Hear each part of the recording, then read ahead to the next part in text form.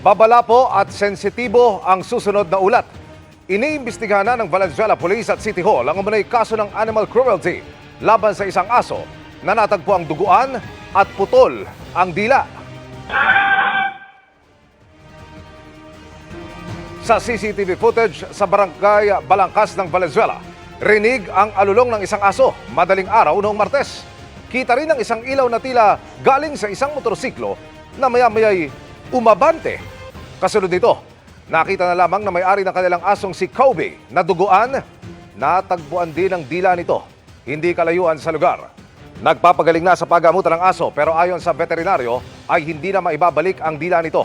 Ayon sa Valenzuela Police, nagsasagawa na sila ng investigasyon. Isang saksi umano ang dumulog sa kanila at nagsabing nasugatan umano si Kobe matapos makaaway at makagat ng iba pang aso sa kalsada.